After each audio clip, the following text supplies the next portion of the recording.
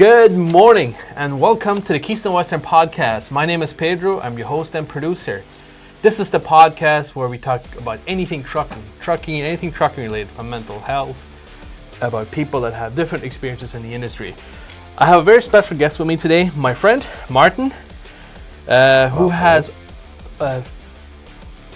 over 2 million miles at Keystone Western with 15 plus years.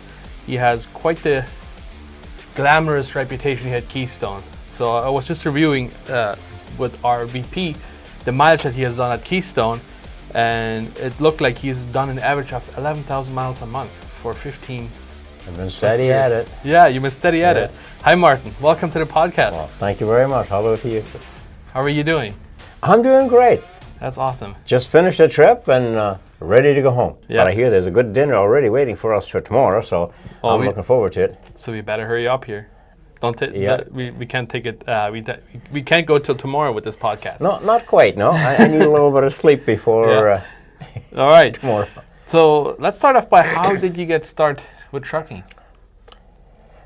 I always had interest in big rigs, big trucks. As a teenager, I didn't think I would become a truck driver, but I always loved big trucks, even when I was a little kid in South America, Paraguay. Mm-hmm. And there the trucks were very rare, and 1965 and thereon.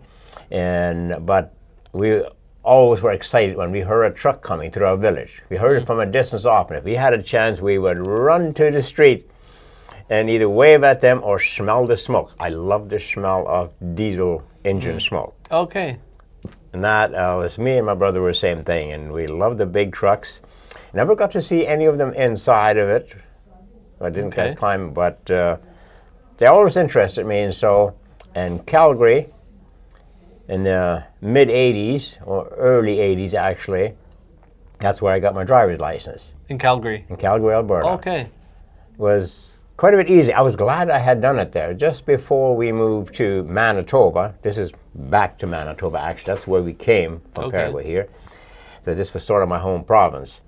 But I got my license out there, and it was quite simple there. They had made it very easy in those days. But I got it, but I didn't really get a trucking job. I had applied, and then he was starting to train me, but then I was in the process of deciding to move back because I was in the roofing construction business, and that all of a sudden took a nosedive because the oil rigs kind of shutting down there for a couple of years. Okay. So the whole construction is shut down too. Came here, and then I started driving here and there. I mostly started with the small trucks. I did a little bit of long haul, but I did more local, like gravel trucks, and quite a bit of cement trucks, those mixers. And I was glad I started that way. Okay. Started with the small trucks, though they have the same big wheels as an 18-wheeler, but they're a little easier to handle if you don't have a trailer behind you. Right. Once I had a couple of years of that, and I really liked it. I love driving. There was just that always intrigued me. And then I did a little bit of cement truck drive with a trailer behind it, with longer units. So I got some experience of that because I had already done a little bit of long haul semi truck driving part time. So I had a bit of experience. So they tested me on that. That was good. And then I did some gravel hauling when they were starting a new concrete outfit, K&H Concrete. Okay. I did haul in most of the gravel and sand into the yard. I bought my own truck and trailer. Old thing, but it worked. And that's how I got up. And then by the time I got into the long haul driving for Reimer Express Line, and then I already had enough experience that I knew what a truck was about, what the shifting pattern, the truck cab felt like, and the momentum of a big rig. It's not a pickup truck. Okay. So then I really enjoyed it, and then I just kept on. I've been driving for a few different companies, and ended up at Keystone Western almost 16 years ago, and I loved it. I like the way they treat their drivers here. I have had steady work. I had basically, in most cases, as much miles as I wanted to, and I had never had any problems taking off work if I needed to be home for special events. Whenever it was possible, they made it possible. Okay. So I was really impressed with this company. It has never been about drive a number. like employee number. So it's always by name, and that really impressed me. That even the owner himself would always treat me like a friend, like a family member. Yeah. And I had no reason to leave. Okay. So, 15, 16 years of your, 30, 40 years, almost 40 years in driving? Pretty well 40 years. I took a couple of years off in between, but I did start my trucking industry in about 1982. You started trucking? Yeah. Okay. I had a couple of years of construction work between, because I was contemplating going back into construction, what I did before that. And then I changed my mind again. I just didn't. Maybe it was too hard physical work. I'm not sure, but I didn't like it. So I went back into the truck. And so in total of close to 40 years of driving. So almost half of that you spent at Keystone. Yeah. That's impressive. Why did you join Keystone? What I did? Why did you join Keystone? Like, what brought you to Keystone? Actually, it was just another interesting. Well, I'm not sure if I was referred to it by. I can't remember how I got here, but this was one of the companies that I spotted. I didn't want to go work for a mega company again. I wanted to work for a bit smaller company. Right. Then hopefully that I can get to know the crew, and I'm not just one in hundreds or thousands of drivers. Right. And I applied here. I had worked for a different company, and I worked for an owner-operator. Okay. And he wanted to transfer his truck over here, and that didn't work out, so I applied here. I think it was him wanted to put it on here. Yeah, that's how it was. He had some connections, but it didn't work to put his truck on here for whatever legal reasons. There was some issues there. But then I had just already been approved to be a driver here, to drive an owner-operator's truck, right? But since he couldn't put his truck on here, then I was just hired. The day that I hired, we found out that and he wanted me then transfer. He was going to try put the truck somewhere else. Okay. Says, no, I'm just approved. I'm sitting with the boss across the table. Now I got the phone call. He says, sorry, Martin, it's not working out. We'll have to go and try a different company. He says, well, actually, I just got hired. I just signed the final papers. I am a driver here now. Right? Yeah. And I didn't really want to go through the whole thing somewhere else. Right. And when it was most likely, the reason what the problem was, it was going to be the same problem at the next spot. And I asked Wes if I could then just drive company truck. He says, sure. We'll get your truck ready, and you just drive it as a company truck. So it didn't take long. It was, I think, the next day already or so. Then he had a truck ready. We got it all lined up. Okay. That I would be the driver for that truck, and I never looked back. I have not been sorry one day that I decided to stay here. Oh, that's awesome. That speaks volumes. Right. That's an amazing story. What's the most memorable trip or moment you had in your career, if you had to think back? More memorable. Yeah, that I remember the most. Well, it was for Keystone. There's a lot of dramatic things that happened in my trucking industries. Maybe it's because of my lack of expertise driving, and just got lucky here and there, or I was just draw the luck. I happened to be at bad places. But it's some years ago. It was a slippery day in the U.S., but it come and went quite sudden. It was a dry road. The road was totally dry, no snow in sight, but it wasn't fall, so it was a chance. But there was a dark cloud, like a heavy rain coming on. I was driving along I-40. Okay. And high speed, well, not quite. My truck was governed, but as fast as it went, close to 100, just over 100 kilometers an hour. And it's it's going to start raining pretty soon. I saw the cloud coming like that, but then it happened to be snow. And thick snow, like I don't think I've ever seen such heavy snow. And it was within, I think I dare to say, within seconds, there was a little layer of snow, like wet snow, that slush that turns into like soap. You have no choice. It just starts hydroplaning right away. Yeah. And then you just float. And I slowed down as soon as I realized it was snow, not rain. I slowed down, and this is getting heavy. I better slow down some more. Slow down, And then, it just, as I went further in, the more it snowed, because it just happened to collide each other. It was a very intense snow. And then I saw in front of me taillights, headlights that didn't add up. It is on record somewhere, Somebody videotaped it. Okay. It came on YouTube. Oh. And the lights were not in a row. They were in all direction. And I slowed down as much as I could, and I realized I can't stop. It's already a little layer of snow. It's already hydroplaning. Okay. I cannot stop on time. It just came on too sudden, and a whole bunch of traffic piled up. It's one of those big traffic pileups. With semi-trucks, cars, pickup trucks, and all kinds, 2 big trucks had collided. One fell to the right, and one fell into the semi-truck fell into the median, and then there was a whole pile of other things.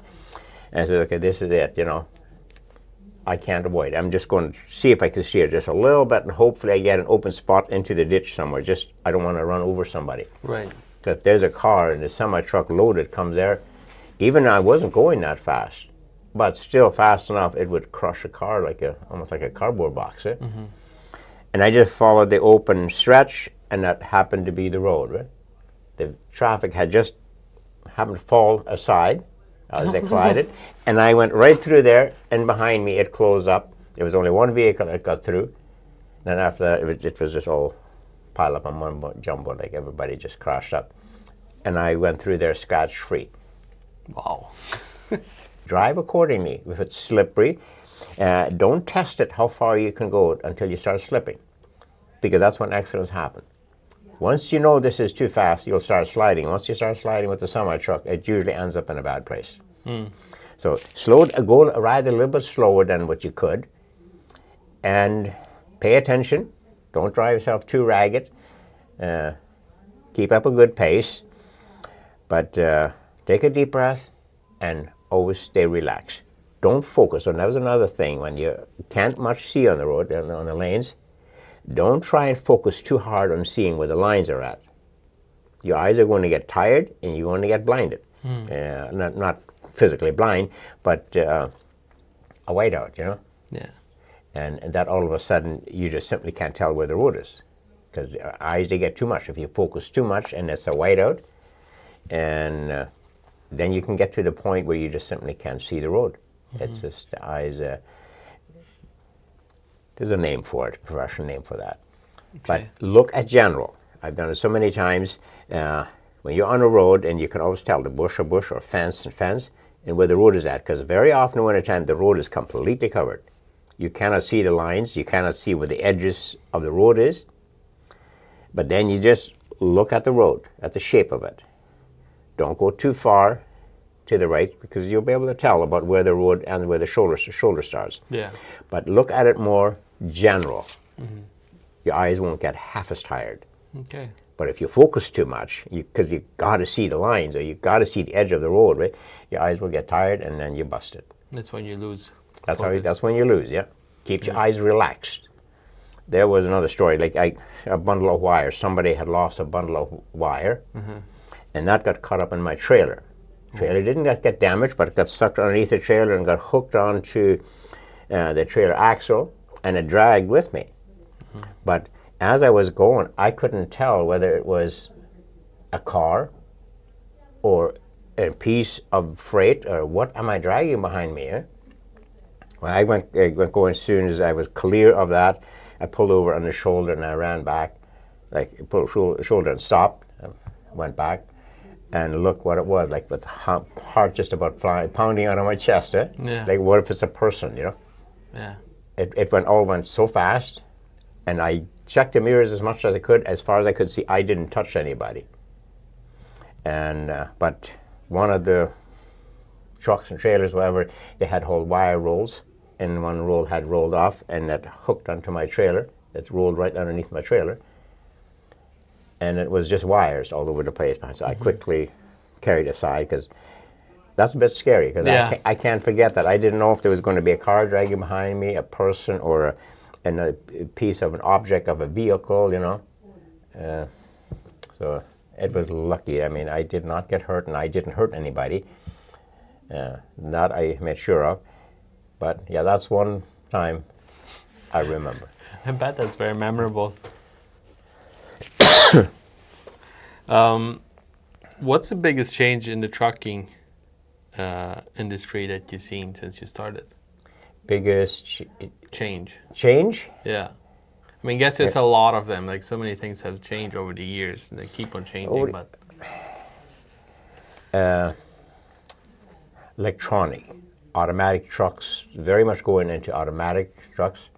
I've never been a fan of it. For some reason, it's really good to have an automatic truck going through cities. You don't bother about the shifting.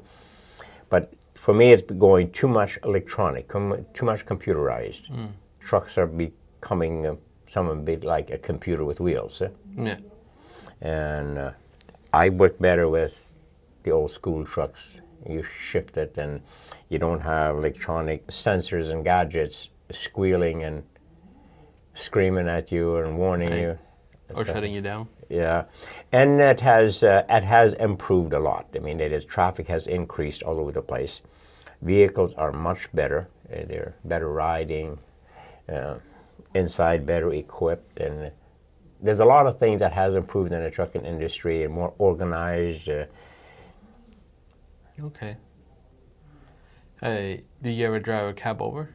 Yes. As a matter of fact, the first truck I bought was a cab over. Okay. You were talking about the ride. Like, I've heard people saying, still nowadays, some people, they dream about having a cab over, but there's other people that have said that cab overs, they don't ride as nice, right? Like, they're pretty rough ride generally.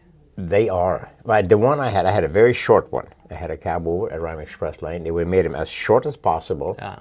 And I had a really high, I call it the 2-story Ford cab over. A Ford? Yeah, a Ford cab over. They don't make them anymore. Right. For many years already. But yeah, that was a high one. And it was air ride. The suspension was just springs. But then halfway up, everything went on air ride, the whole upper cab and the bunk. So it went like this, and it was almost as high as long. Okay? And bobtailing with that truck, not good. Okay? It's just too rough. Yeah. It went. Yeah. I bet back then Manitoba roads probably were better than what they're now, right? Or not necessarily. Some were better, and some were worse. I know 75 has always been a problem, but that now is getting to be fixed, I think. But at least the cab over nowadays they're a little bit coming back now, I've noticed. Yeah. They're starting to come back again, because Europe is basically total just cab over. Yeah. And that's starting to filtrate back into the Western world again. But they're becoming longer and a much better ride, so they actually give a good ride. Yeah. Yeah. Well, one advantage about having a cab over is you can back into like city spaces much easier, right? Oh yeah, that was a whole lot better. And that was another big advantage. They're short, and you can see pretty well right in front of you, and they turn sharp. Yeah. They really turn sharp, and that was really nice to get into tight spots. Downtown New York or Chicago or something like that. Oh yeah, it makes a huge difference what kind of truck you have there. Yeah, I imagine. What has been the hardest part about your job? The hardest part, missing important events at home. A lot of it, not seeing my kids as often as I wanted to. Though Josh, he drove along with me a lot. But the girls, Rose and Cheryl, they never did. Because by the time I could drive, I drove at a company where I could have drivers along, then they were teenage girls, and then they didn't want to go along with me on long roads. They went a little bit, maybe basically just from Winnipeg to where I lived in Niverville at the time. But that was, I would say, would be among the bigger disappointment.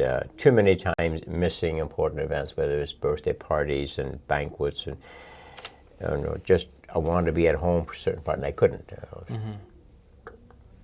Okay, I guess with that in mind, I want to talk a little bit about mental health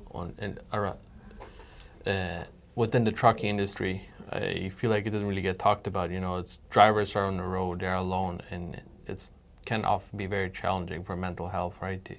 To be okay, and missing all these things, missing your family.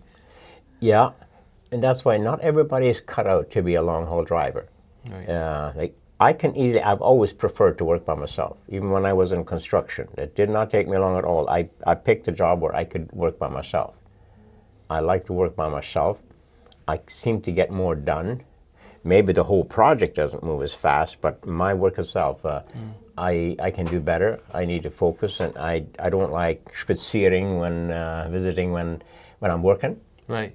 And so I just like to concentrate on work. So I've always had that mindset of working by myself. So that part has not been bad, driving long haul.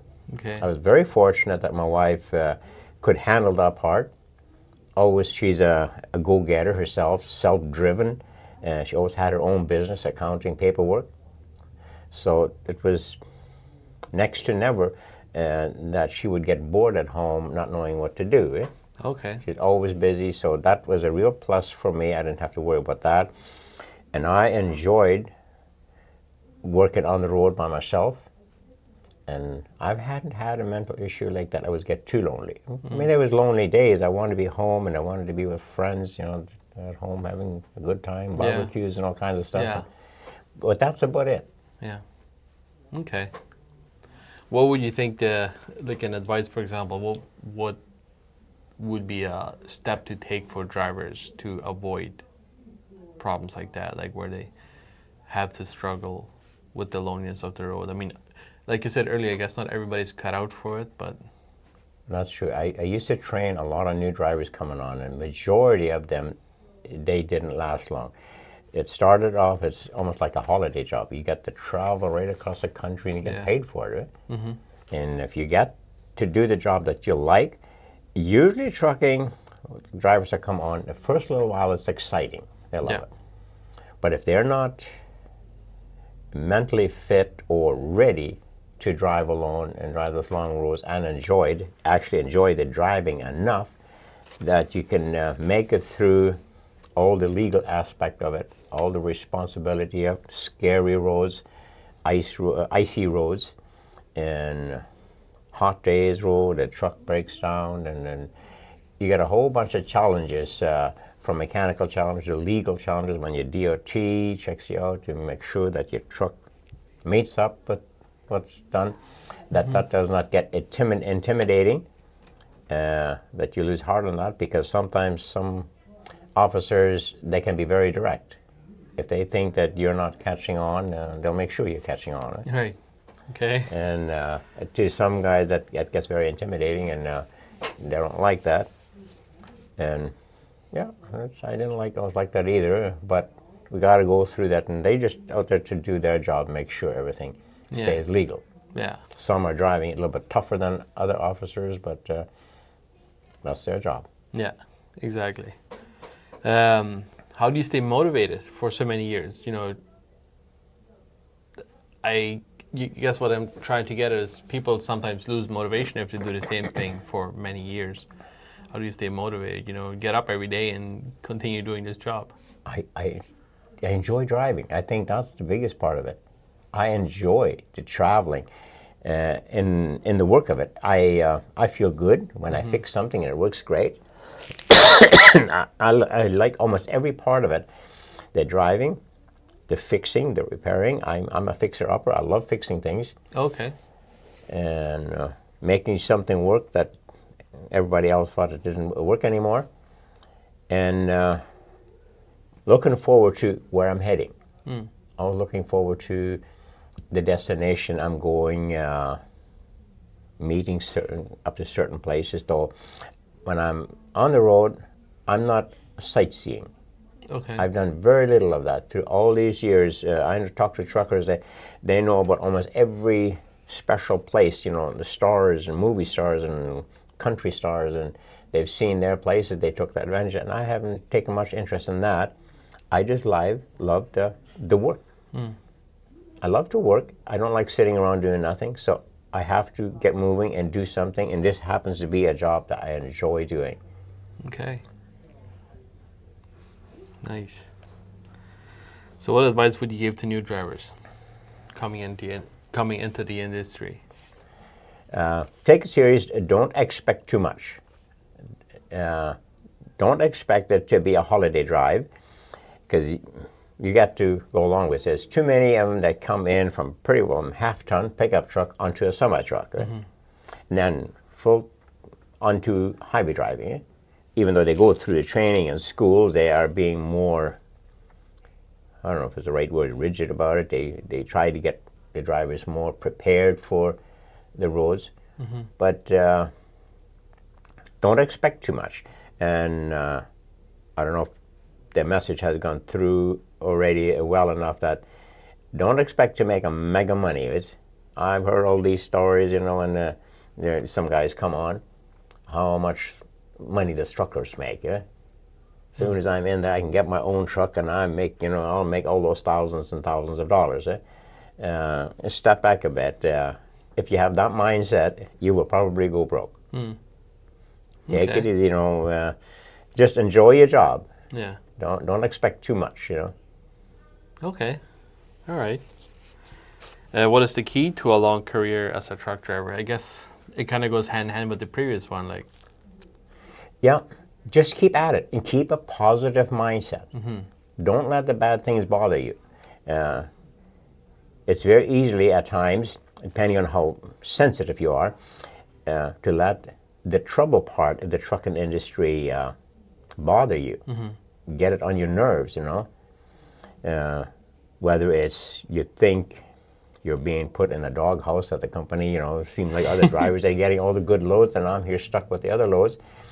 Don't let it bother you. And the big key is don't bite the hand that feeds you. Always respect the dispatchers, whether you like them or not. Always respect the boss, and don't go squealing, go running to the boss, when you're having trouble with dispatchers or something like that. Because that's just, it'll just come back to bite you. Right. And yeah, it's if you want to be treated good, treat people good. And make it a happy day. Force yourself to smile, to be in a good mindset. And overlook the bad things, because you can't get around it. You're going to go through bad parts. You're going to have some really bad days, but always look forward to the good days. Yeah. I like what one gentleman told me once. He has the most to look forward to when he's in the valley, like all kinds of troubles, It can't get any worse than this. Then that's when I had the most to look forward to. And I said, how's that? Like you're in the midst of all kinds of trouble. It can only get better from here, right? Okay. It can only get better from here. So let's look forward at it that way, and it's a whole lot easier to get through it that way. Okay. Positive approach. Yeah. What are you most proud of from your time at Keystone Western? What am I most proud of? I would say the family atmosphere. I feel at home when I'm here work-wise, and I've always been treated good. The Christmas banquets, always something to look forward to. I haven't been able to be at every one of them, and then the summer barbecues here, that I really like. Too bad, I think I missed most of them, right? But that's, for me, that's almost better than the Christmas banquet. I mean, I love Christmas. I'm all out for Christmas. Yeah. But it gets very noisy, right? Especially now with my hearing not all that great, and everybody talks and music blaring. I'm lucky to understand 5 words out of 20 words what you're saying to me. But when I come back and there's a nice barbecue brewing here, they usually let us know that this is happening, and I'm a barbecue friend, right? If there's a barbecue going on, if I can have a piece of it, I'll get a piece of it. Nice. And that's not many companies that did it. I never experienced that before. Maybe they had it, but it was never a big thing that they wanted to involve the drivers. Yeah. Like here.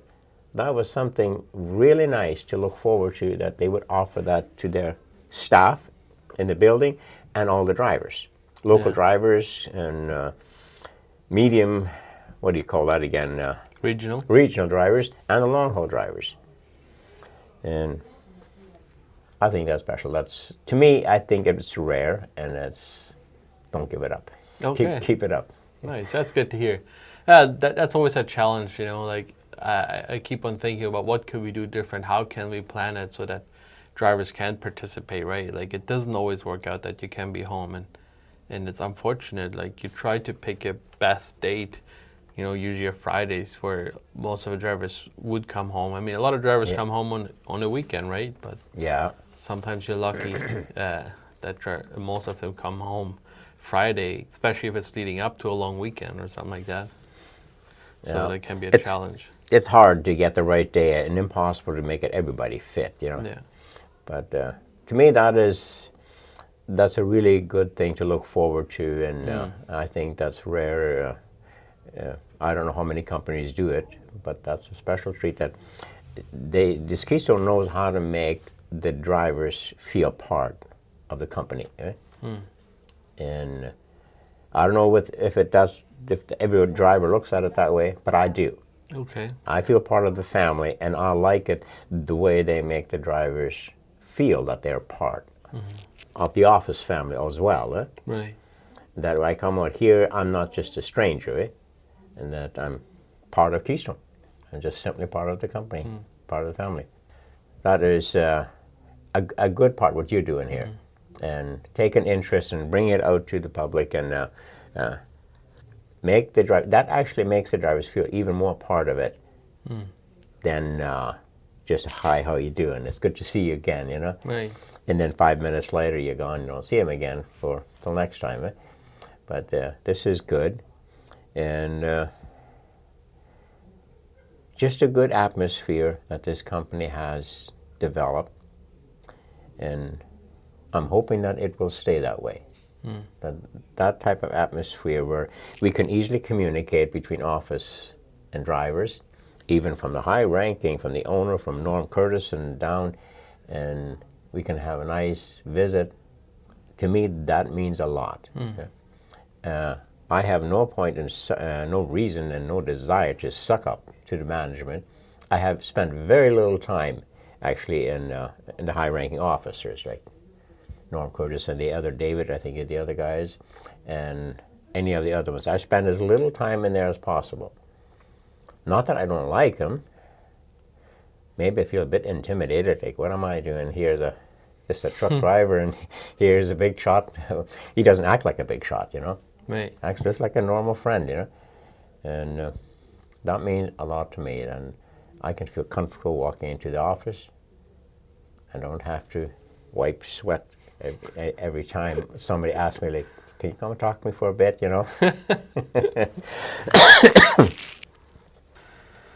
What are your plans for the future? I'm at that age where I have to think of retirement. Retirement's going to be driving truck? I have that comment, or that saying, that my thought on retiring is put new tires on the truck and keep right on going, and that's my retirement. That's retirement, literally. And I don't really want to give up the driving altogether. I plan on partly retiring soon, but not totally. I'm not ready for that, to close the doors and have nothing of it. I want to be part of it, whether it's part-time driving or local driving bit, but I want to stay part of it for a while yet. Okay. My health is fine for that. And do you have hobbies that you look forward to do more than besides driving? That too. I'm a hobby person. I like to work with wood. Oh, nice. That too, and I like to fix vehicles. Really? Yeah. Nice. I would love to do part-time, not the heavy-duty mechanical part, but quite a bit of the small stuff, fix smaller vehicles. More so the older ones than the new ones, because the new ones, you have a hard time finding the motor in the car, right? If you open one lid and it's empty, and open the other lid and it's filled to the top, and you can't see the motor. Right? Yeah. And there's just too many electronic stuff. But I could still enjoy like replacing brake shoes and drums and wheels and tires and service them, oil changes, so on. And a little bit of hobbies like that. Not full time, but a little bit of woodwork stuff. I have a little bit of tools that I can work with wood and work with small. And I used to have a small engine repair company I started. Oh, really? Yeah. And that didn't take off. But I really enjoyed it. I rebuilt small engines. I rebuilt car engines, V8s, and even rebuilt a 6-cylinder diesel engine for a highway truck. And I like a variety of jobs, but most of it I like the mechanical, the trucking part of it. But I do like hobbies too, like woodwork and. Well, it seems like that's your generation that they are good at that. Like I know my father-in-law, even my dad, they all know. If I ask them, I know they can rebuild an engine. Like a lot of the people, like a generation before us, I guess they grew up when engines was kind of new, so that was exciting. And I start from the smallest lawnmower motors. Those are easy, right? Yeah, they're easy. They're just crankshaft, one piston, one connecting rod, and a couple of valves, if that. And that's where I learned, and I really liked it. Well, especially when I got it running again, you know.